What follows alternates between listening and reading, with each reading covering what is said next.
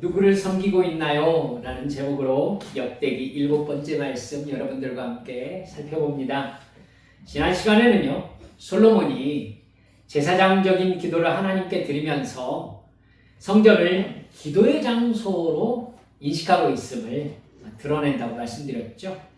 역대하 7장에서 하나님께 솔로몬이 드렸던 그 기도를 요약해 본다면, 하나님, 이스라엘 백성들이 이곳 성전에서 하나님께 드리는 기도를 들어주옵소서, 이렇게 요약할 수 있습니다. 그런 솔로몬의 기도에 하나님께서 뭐라고 응답하셨지요?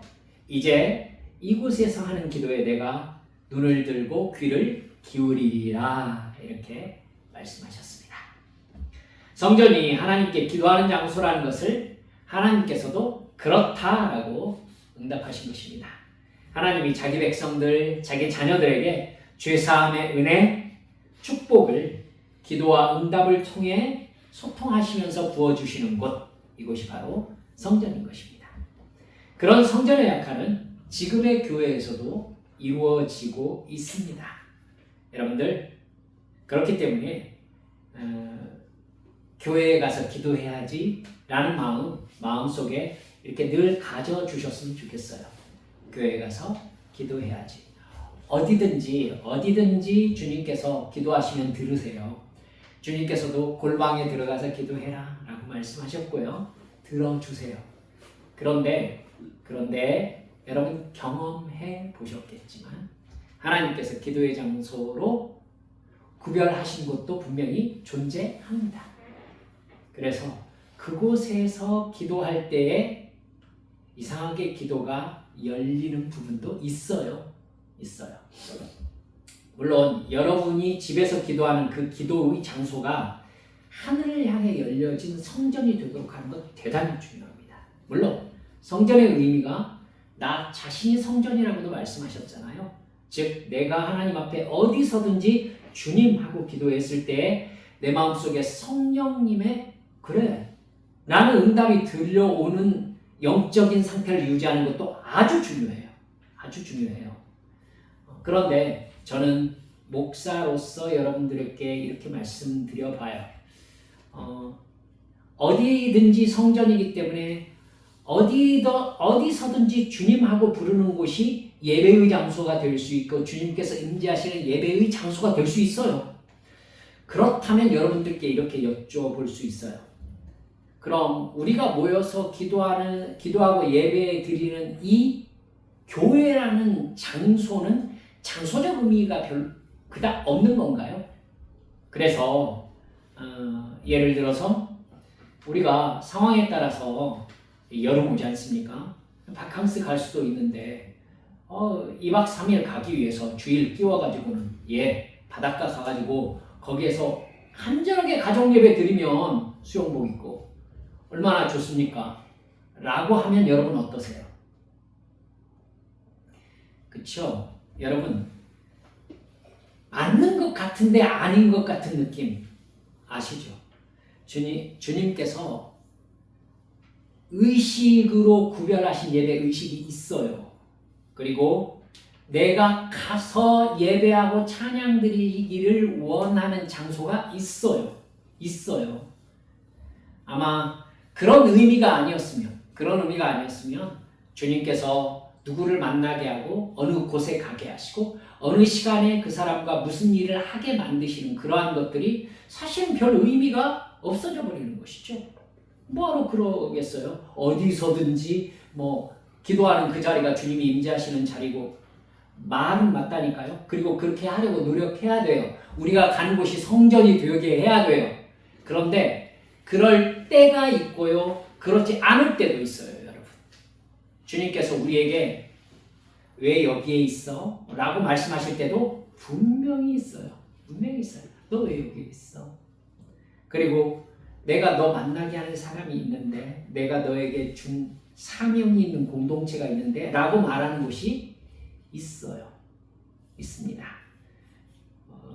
그래서 저는 하나님은 각각 교회들에게 각자 다른 영적인 단계와 그 단계에 맞는 사명을 주신다고 믿고 있습니다. 각자 다른 영적 단계에 있는 목사가 있어요. 목사가 다 잘못됐다고 저는 이런 식의 태도를 취하고 있는 게 아니라요. 목사님마다 사명이 달라요. 또 목사님마다 영적인 단계가 다 달라요. 각자 다른 사명을 위해 세움받은 목사님들이 있고요. 그 목사와 함께 하나님이 가게 하신 영적인 길과 사명을 함께 짐지며 걸어가는 성도가 있어요.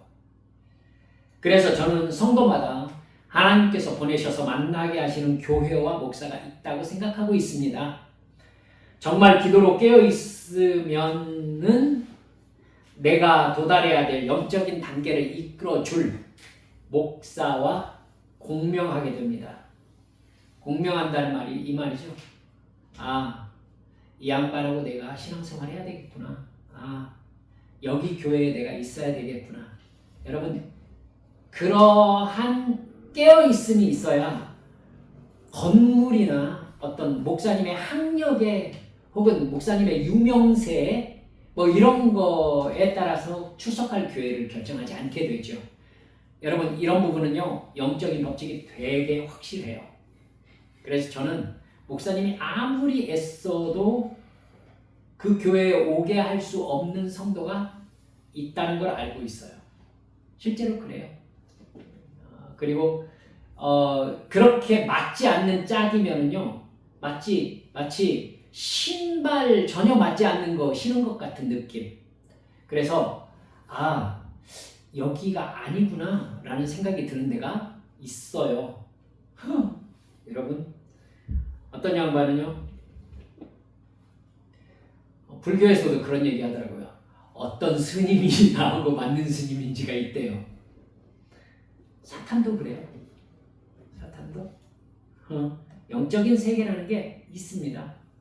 영적인 세계가 있어요.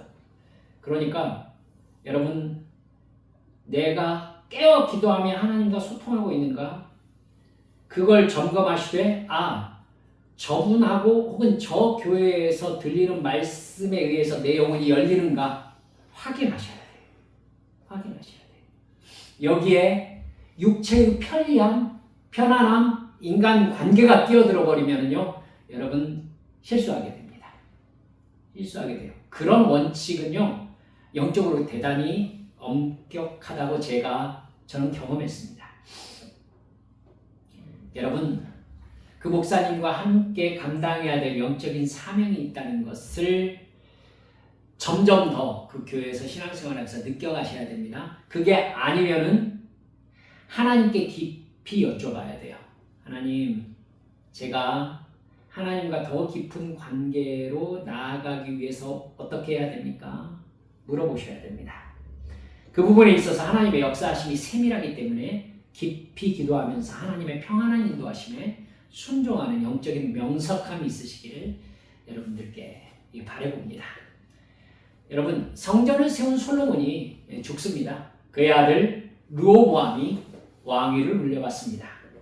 솔로몬이 다스릴 때 성전을 짓고 나라가 부요함과 강화함을 이루었지만 솔로몬은요, 나이가 들었을 때 하나님 중심의 마음에서 이 세상의 권력과 명예와 부요함에 치우치는 모습을 보입니다. 이방 나라들의 권력자들과 정치적인 관계에 의해서 정략 결혼을 하게 되죠.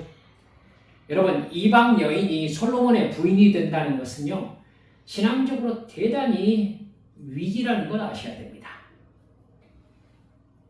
여러분, 예수 믿지 않는 사람과 결혼하는 것, 가정을 이루는 것 아주 큰 신앙의 위기입니다. 이런 부분에 있어서는 깊이 생각해야 될 필요가 있어요. 정치적인 목적은 솔로몬이 달성을 했지요. 고대 근동에서 솔로몬 시대에 솔로몬은 그때 당시에 영토로 볼 때요, 이집트의 하수에서부터라고 한다면은 나일강 유역에서부터 메소포타미아, 그러니까 유프라테스 티그리스강 연안까지 지금의 튀르키예 지방까지 모두 다 아우르는 지역을 다스리고 있었습니다. 그러니까 솔로몬은 가히 제국의 명모를 지녔다라고 할 만한 대단한 영토를 차지하게 된 것이었죠. 그렇기 때문에 아마 정치적 고려를 해야 될 상황이 많았겠지요.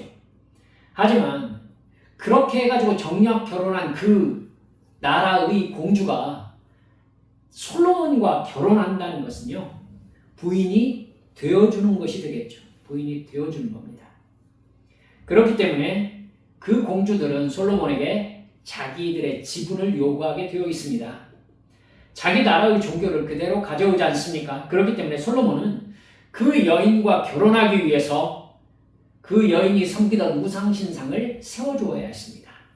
그리고 그 우상을 섬길 수 있는 산당까지 지어주어야 했지요. 그 여인들은 솔로몬에게 이방신의 전도사 역할을 했습니다. 그런데 세상에서 가장 지혜로운 사람이라는 평가를 받았던 솔로몬이 그 이방신에게 제사를 드립니다. 여러분, 이방신에게 제사를 드린다는 것 자체가 솔로몬이 세상 사람이 되어갔다는 뜻입니다. 이방신은 이 세상의 돈과 권력을 얻기 위해서 신을 도구로 이용하고자 사람들이 만든 것입니다. 여러분, 그 마음을 사탄이 주었죠. 그래서 여러분, 귀신의 어떤 역사가 뭐 영화로 다루어지면서 공포스럽게 묘사되지 않습니까? 귀신이 없다고 얘기하는 게 아니에요. 여러분, 신이 없어요. 다만 하나님 아니면 사탄만 있을 뿐입니다. 그런데 타락한 인간의 종교 본성이 인간의 이익을 위한, 자기를 위한 신을 만들어내죠. 그리고 그게 맞아, 신이야 라고 그것에 대해서 영적 백업을 해주는 존재가 바로 사탄인 겁니다. 그래서 귀신의 역사가 그 종교와 함께 일어나는 것이죠. 여러분, 그렇기 때문에요, 사실 우리가 깨달아야 될 게 뭐냐면, 이 세상의 돈과 권력을 얻기 위해서 인간이 신을 만들었기 때문에 사실은 그 신에게 절한다는 것은 내 욕망에게 절한다는 의미예요. 그죠? 내 욕망을 위한 신을 만들어 놓고 거기에 절하는 거니까 사실은 본질적으로 내 욕망에 절하는 것이잖아요. 결국 무엇입니까? 나를 신적인 위치로 높인 거죠. 왜? 내 욕망이 지금 신적인 위치를 가지고 있다라고 신격화하는 행위가 되는 거잖아요. 내 욕망에 절하고 있으니까. 자기 욕망을 신적인 것으로 높이는 것입니다. 그럼 우상에게 절하는 것은 하나님보다 자신을 더 높이는 셈이 되겠네요. 자기 욕망을 더 높이는 것입니다. 즉 선악과를 따먹은 아담과 하와의 마음이 되는 것입니다. 하나님께 속한 사람이 아니라 이 세상에 속한 사람이 된 것이죠. 그래서 솔로몬은 자기 궁궐을 어마어마하게 호화롭게 짓습니다. 여러분, 열왕기에서 그 부분을 쭉 얘기하고 있어요. 솔로몬의 궁궐이 얼마나 호화로웠는지, 그리고 여러분, 자기가 앉는 보좌를 상아로 만들고 금을 입혔다라고 나옵니다. 생각해 보십시오. 보좌라고 할 것 같으면 적어도 이 강대상보다 더 크겠죠. 여러분, 그리고 층계를 만들어 놓고 거기에 사자를 조각해 놓고 그걸 금으로 입혔다라고 얘기했어요. 여러분, 대단하다고 생각하지 말기를 바랍니다. 그건 자기의 권력과 부를 세상 영광의 최정점으로 묘사해 놓은 것입니다. 결국 솔로몬이 그렇게 엄청난 보좌와 자기가 가장 높은 곳에 있는 계단을 만들어 거기에 있는 사자상을 만들어 놓고 금으로 칠해 놓았다는 것은 자기를 하나님의 수준으로 높였다는 뜻이 되는 것이기 때문입니다.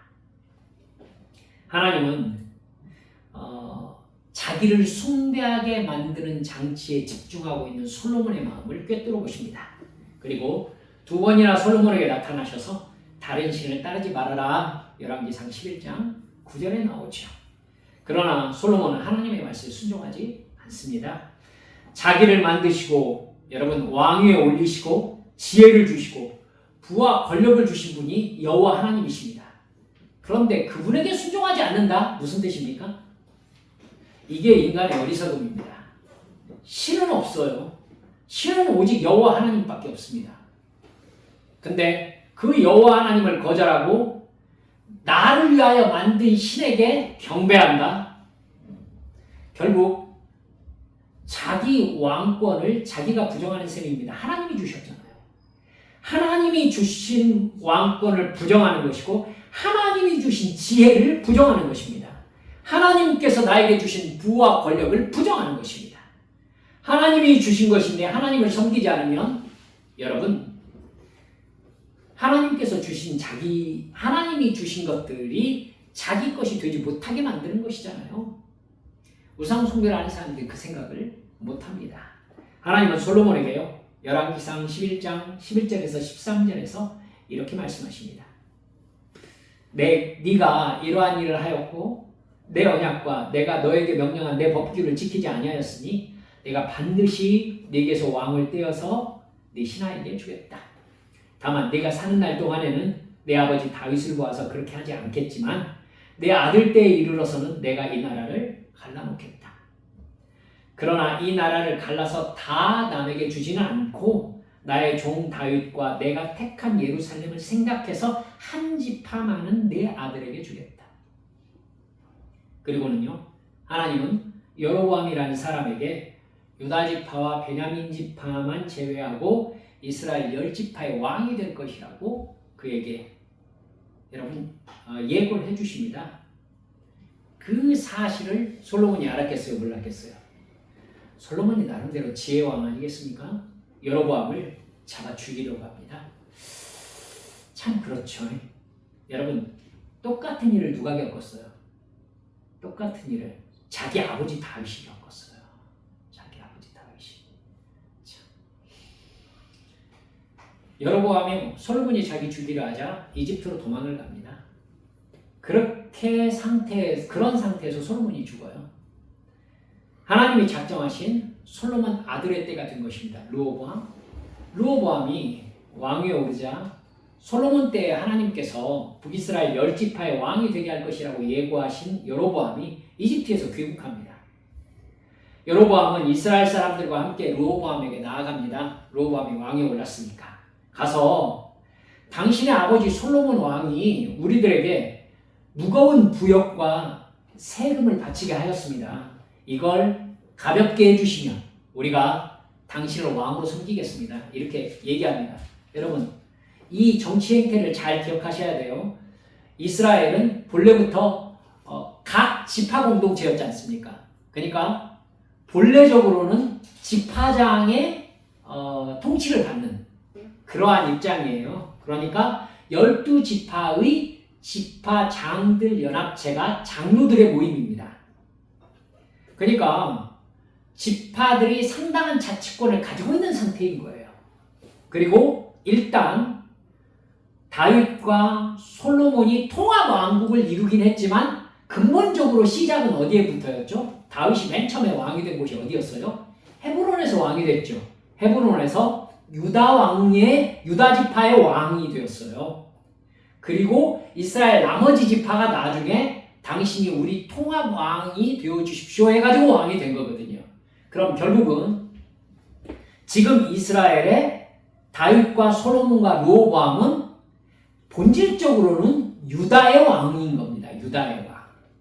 여러분 그러니까 나머지 지파들이 와가지고 뭐라고 한 거냐면은 당신 아버지 솔로몬이 우리들에게 이렇게 무겁게 지웠던 부역과 세금을 좀 감해 주시면 우리 지파들이 모두 다 당신은 우리 지파의 왕으로 인정하고 섬기겠다라고 얘기한 겁니다. 정치 상황을 아시겠죠? 여러분 근데 르호보암이요 자기는 아버지 솔로몬 왕보다 더 무거운 멍에와 채찍으로 다스릴 거라고 당당하게 얘기합니다. 이렇게 바보 같을 수가 있을까 모르겠어요. 그렇게 말하면 무서워서 복종할 것이라고 생각한 겁니다. 하지만 북이스라엘 10지파는요 르호보암에게 그럼 너는 유다 지파나 다스려라 이렇게 하고요 여로보암을 자기들의 왕으로 세우고는 북이스라엘이라는 다른 나라로 독립해버립니다. 잘 아시듯이요 이 상황은 하나님께서 이미 솔로몬 때 작정하셨던 것이었습니다.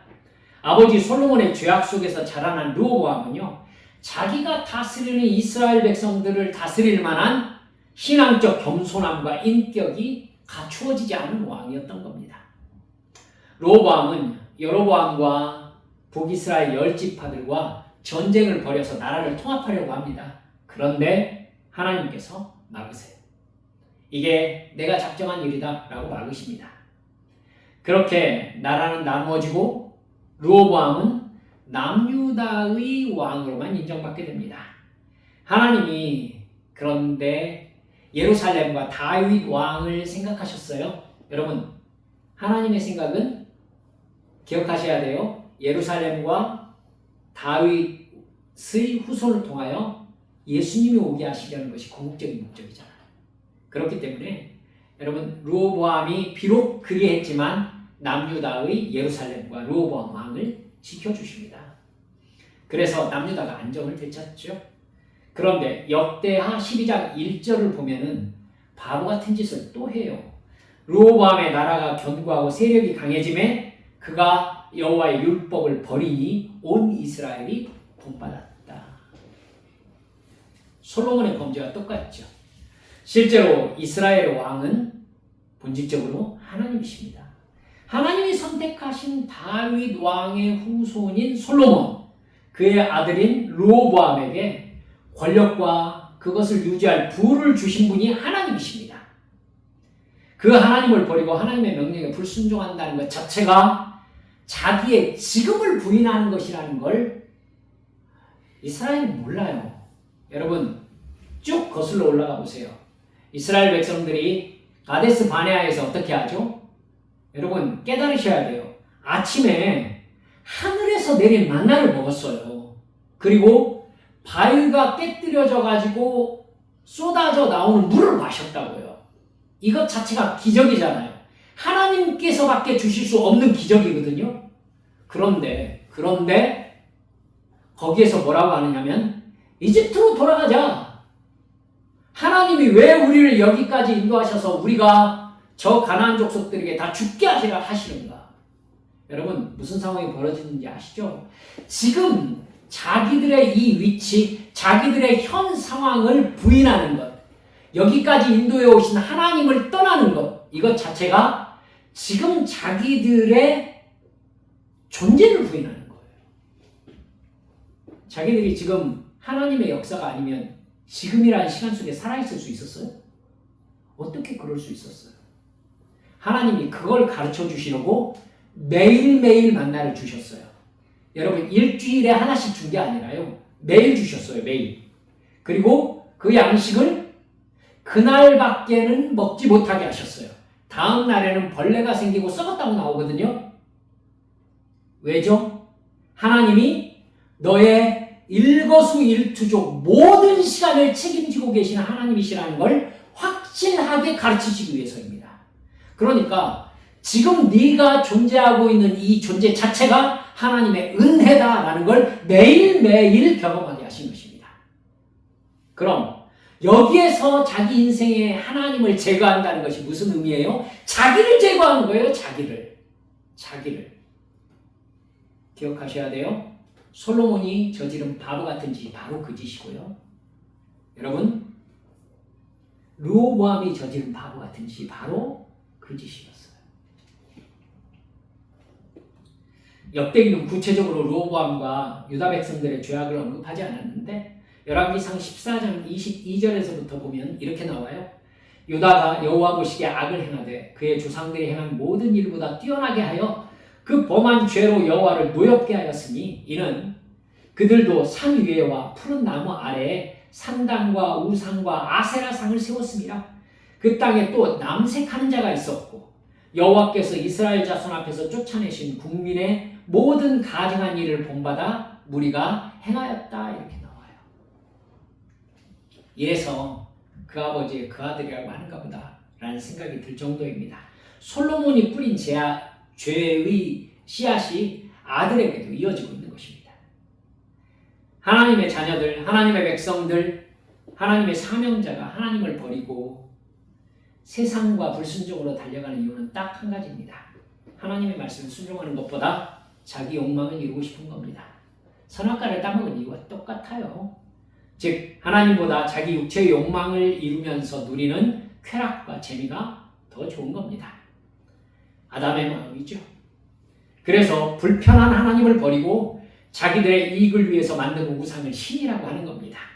내가 하기 싫은 것을 하라고 하는 하나님이 싫습니다. 내가 하고 싶은 것을 죄라고 말하는 하나님이 싫은 거예요. 그냥 내 본성이 이끄는 대로 재미있게 살고 싶은 거예요. 가고 싶은 거 가고 싶고, 먹고 싶은 거 먹고 싶고, 즐기고 싶은 거 즐기고 싶은 거예요. 하고 싶은 거 하면서 그냥 살고 싶은 겁니다. 예수님이 계시던 당시의 사람들이 예수님이 메시아인 거 몰랐어요? 말씀드렸죠? 여러분, 상당히 많은 퍼센테이지의 사람들은 예수님이 메시아일 것이다라고 생각하고 있었어요. 하지만 왜 그들이 빌라도의 법정 앞에 가지고 그를 십자가에 못 박으라고 소리쳐요? 그 안에도 틀림없이 제가 생각할 때는, 여러분 6월절이잖아요. 그러면 갈릴리 쪽에 있었던 수많은 사람들도 예루살렘에 와 있었던 상황이에요. 그렇다면 여러분, 남자만 5,000명이 오병이어를 경험했어요. 그러면 2만 명 상당한 사람들이 예수님의 오병이어의 현장에 있었을 것이다 라고 추정하는 게 가능해요. 아이들과 여자와 노인이 빠져 있거든요. 여러분, 그렇다면 틀림없습니다. 그 오병이어를 먹었던 사람 중에 수많은 사람들이 빌라도 법정에서 그를 십자가에 못 박으라고 소리쳤다는 이야기가 되는 겁니다. 왜 그랬겠어요? 왜? 이분이 메시아일지는 모르지만은 우리가 원하는 메시아는 아니라는 뜻입니다. 즉, 이 사람은 결국 우리의 메시아가 되어서는 안 된다는 얘기예요. 여러분, 이런 생각 때문에 사람들이 자기의 신을 선택하는 겁니다. 내가 바라는 걸 줄 수 있는 신을 내가 찾는 거예요. 그 이면에는 오직 한 가지 악의 영, 사탄만 있는데 말입니다. 그래서 예수를 십자가에 못 박은 거예요. 똑같이 하나님이 싫어서 우상을 숭배하고 율법을 따르지 않는 것입니다. 그러나 정말 착각하는 게 있는데, 하나님께서 이 모든 생명의 창조자이시고 이 세상 모든 것의 소유자라는 사실입니다. 그렇기 때문에 하나님은 하나님을 대적하는 존재가 하나님께 선택받지 않은 존재라면 하나님께서는 그냥 제거하십니다. 신경 쓸 게 없으시죠? 관계가 없으니까. 그러나 하나님이 선택하셔서, 잘 들으세요, 그 사람을 통해서 하나님의 뜻을 이루어야 될 대상이라면, 또 그 사람을 하나님께서 사랑하셔서 그를 반드시 구원하셔야 한다면, 여러분, 그가 세상 즐거움과 세상의 우상, 자기의 뜻을 이루기 위하여 세상 즐거움으로 달려갈 때에 반드시 그게 아니야, 그 길이 아니야, 하나님이 주권자야 라는 걸 각인시키십니다. 각인시키신다고요? 여러분, 무엇을 통해서 그것을 각인시키십니까? 따라서 합시다. 고통. 예, 그렇습니다. 고통을 통해서 각인시키십니다. 인간은 고통 속에서가 아니면 자기가 잘못되었다는 생각 자체를 하지 않습니다. 여러분, 내 마음속에서 고통을 만들어내지는 않지요. 그렇기 때문에 고통은 반드시 외부에서 나에게 침투해 들어옵니다. 하나님은 르호보암과 남유다 왕국으로 이집트의 왕 시삭을 진군시키십니다. 여러분, 원래는 세숑크 1세입니다. 그걸 그냥 시삭이라고 발음한 거예요. 그는 유다의 성읍들을 점령하면서 예루살렘까지 이르릅니다. 5절 보면 선지자 스마야가 여호와 하나님께서 너희가 나를 버렸으므로 나도 너희를 버려 시삭의 손에 넘겼다, 이렇게 말씀하셨습니다. 그러자 르호보암과 유다 백성들이 곧바로 회개합니다. 6절에 보면요, 이에 이스라엘 방백들과 왕이 스스로 겸비하여 이르되 여호와는 의로우시다라고 했다고 얘기해요. 여러분, 의롭다라는 말에 대해서 우리가 좀 어렵게 생각하는데요, 의가 무슨 의자입니까?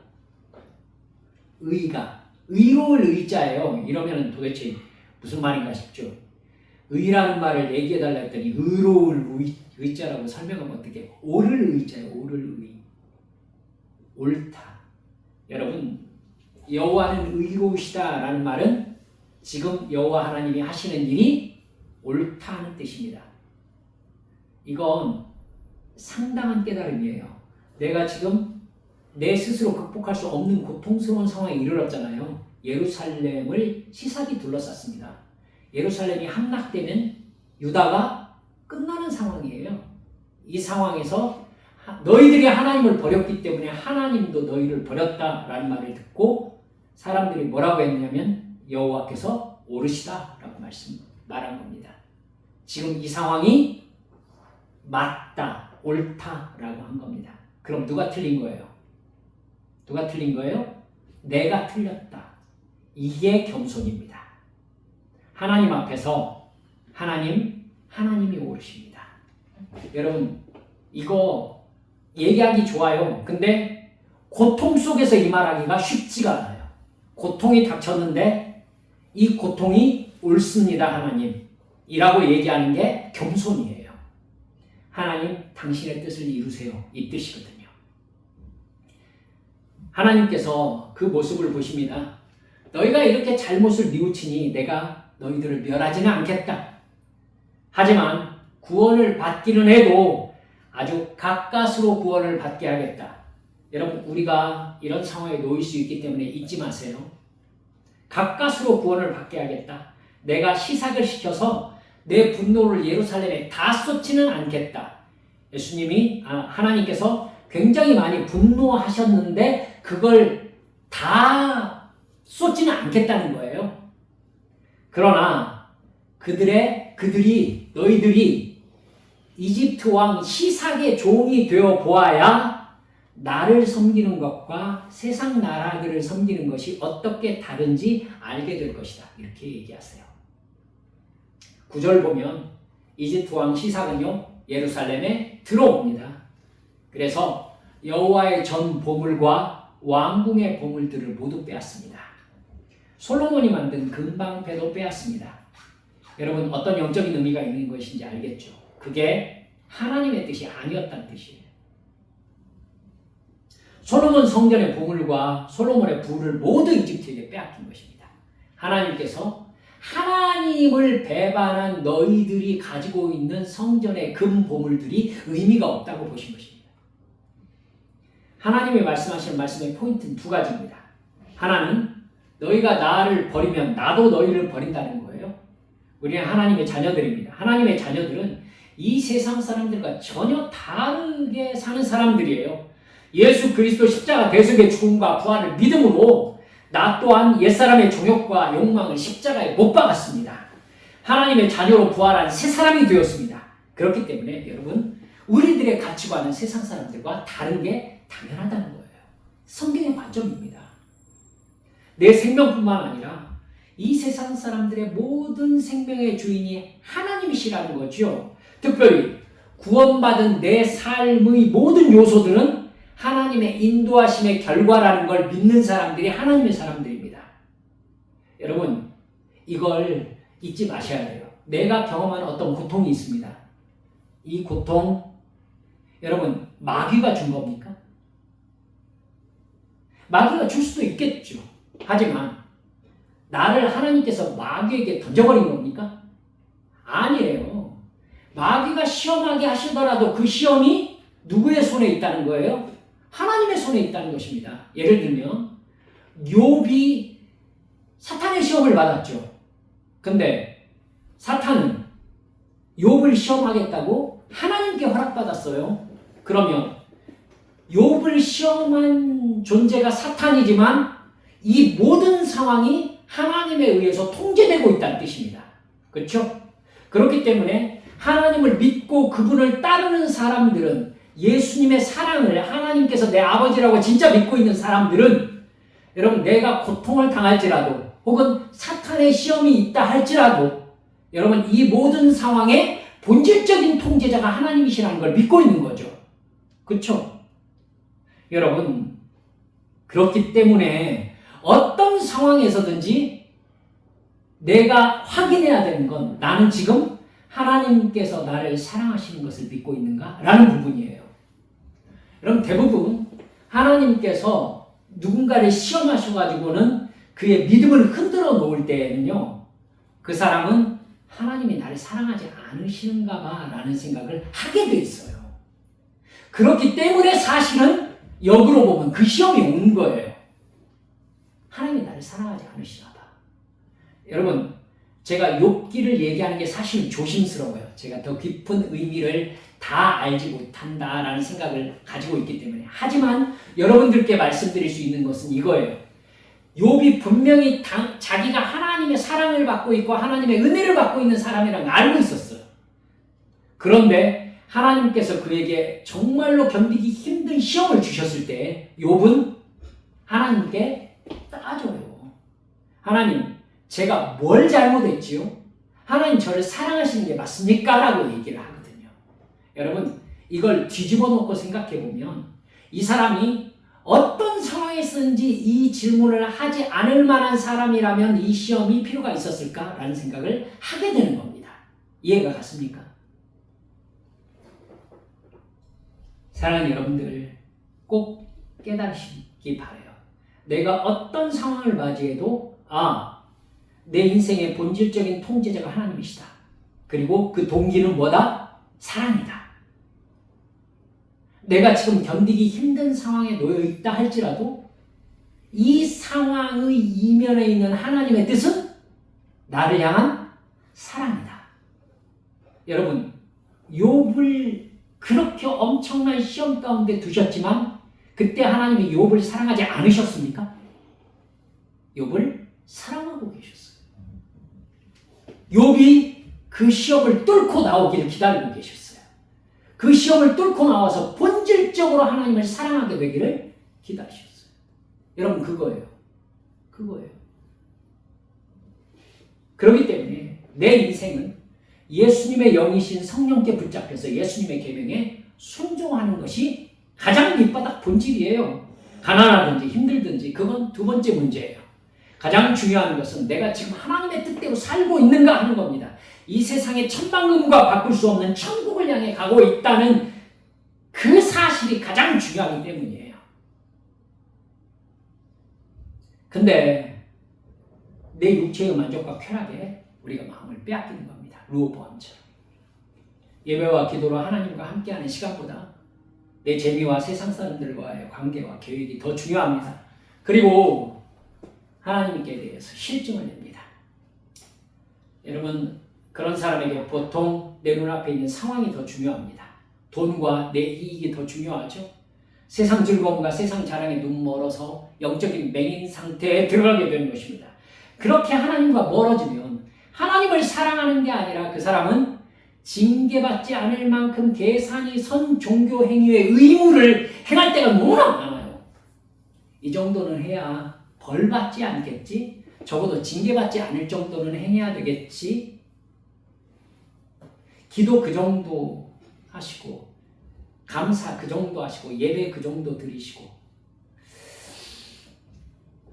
징계받지 않을 만큼의 계산이 선 종교 행위를 하는 거 하나님 어떻게 생각하실까요? 여러분, 솔로몬이 우상의 제단에 절하면서 여러분 성전 예배 드리지 않았을까요? 드렸겠죠. 결국 그런 거라니까요. 하나님의 뜻을 벗어난 사람은요, 자기가 이 정도면 괜찮겠다라고 할 만큼의 하나님과의 최소 라인을 결정해요. 성령 충만한 사람은요, 하나님과의 관계에서 자기가 할 수 있는 최대 라인을 결정해요. 하나님을 사랑하니까 자기의 최선을 다해서 사랑을 표현하려고 해요. 하나님과의 관계가 안 좋아진 사람은 이 정도는 봐주시겠지 하면서 최소 라인을 결정하고요. 하나님께서요, 그렇게 지내던 어느 날 이렇게 말씀하시죠. 얘야, 나 사랑하는 게 그렇게 힘들어? 세상이 좋아? 그게 아쉬워? 그럼 네가 세상을 사랑하면 세상은 너를 어떻게 대하는지 한번 경험해봐 라고 하시면서 세상하고 나를 붙여놓으실 때가 있어요. 제 경험인 거 다 아시겠죠? 여러분 세상하고 붙여놔요. 나를. 그럼 세상이 어서 와 하면서 나를 섬겨줄 것 같아요? 재밌지? 즐겁지? 와 이렇게 세상이 좋은 곳이야 라고 해줄 것 같아요? 천만의 말씀이에요. 네가 세상을 살아가면 세상이 너를 어떻게 대하는지 한번 경험해봐 라고 하나님께서 말씀하실 때는요, 세상이 나를 죄송합니다 자근자근 짓밟아요. 그래서 사탄이 나에게 이렇게 말해요. 네가 하나님 앞에 나아가서 나를 어떻게 대했는지 알아? 내가 어떤 느낌이었는지 알아? 너도 한번 맛봐봐 라고 하면서 나를 밟아요. 여러분 르호보암이 그렇게 우상 숭배하니까요, 세상 우상이 르호보암을 너무 반겨주고 돈과 권력을 안겨줄 것 같아요. 여러분 이집트의 파라오가 예루살렘까지 짓밟아요. 예루살렘까지. 그때 나는 내가 누리고 있던 평안이 내가 만든 게 아니라 사실은 하나님께서 주신 것이었다는 걸 그제야 깨달아요. 세상이 나를 마음대로 대하는 것과 세상의 악을 경험하면서 하나님이 나를 지켜주지 아니하시면 그동안에 나를 원수 대하듯 했던 세상이 나를 완전히 짓밟는구나. 이렇게 짓밟지 못하도록 하나님이 나를 막아주고 계셨구나 라는 걸 영적으로 깨달아요. 여러분 영적으로 보지 못하고 듣지 못하고 걷지 못하는 무능력한 자신을 보면서 내가 하나님을 배신한 결과 하나님이 나를 돌이키게 하시기 위하여 사랑으로 나에게 이런 고통과 고난을 주셨구나 라는 깨달음까지 낮아져요. 내가 하나님의 자녀인 이상 세상은 나를 짓밟으려고 한다는 것을 경험하게 되는 것입니다. 여러분 그 이야기가 지금 우리가 읽은 르호보암 성경 말씀이에요. 말씀을 맺어요. 그런 영적인 방황과 바보 같은 결정을 르호보암과 남유다 백성들이 한 것입니다. 여러분 이걸 경험해야 깨닫겠습니까? 부탁드립니다. 지금의 상황과 관계없이 하나님과 내 시선을 맞추시기 바랍니다. 그럴 때 나의 상황과 관계없이 하나님이 나를 사랑하신다는 사실을 붙잡을 수 있게 됩니다. 여러분 그러면 나에게 있는 시험, 나에게 있는 고통과 고난이 하나님과의 관계를 더 깊이 하는 여러분 훈련 프로그램이 되는 거예요. 하나님과 나와의 관계 속에서 내 인생이 이끌림 받고 있구나를 영적인 명석함으로 깨닫게 돼요. 고난을 통해서 알게 되는 게 아니라 그것이 진짜 행복이구나를 행복을 경험하면서 알게 돼요. 고난을 통해서 깨닫는 것이 아니라. 우리 사랑하는 우리 한빛 성도 여러분들, 지금까지 혹 좀 평안을 누리셨다면 여러분 이 평안의 주인이 내 아버지 하나님이신 것을 늘 신뢰하시기 바랍니다. 할렐루야. 예. 그러시면서요 주님이 얘야 좀 더 기도하자 하면 기도하세요. 얘야 네가 말씀으로 하나님과 더 깊이 소통하기를 원한다 하면 여러분 성경 펼쳐 읽으세요. 내가 기도할 때 너에게 감동해 줄게 라고 하면 기도 자리에 앉으셔서 주님께서 내 마음에 어떤 감동을 주실 때까지 좀 기다려보세요. 그래서 주님과 더 관계가 깊어지세요. 주님이 주실 게 있으셔서 그런 거예요. 내가 너를 이렇게 사랑해 라고 말씀하고 싶으셔서 그렇게 하라고 하시는 거거든요. 근데 그걸 못하겠다고 하는 거예요. 우리가 알고 보면 그래요. 여러분 자녀들에게 공부 좀 더 해. 이게 애 괴롭히려고 하는 거예요? 아니잖아요. 그렇죠?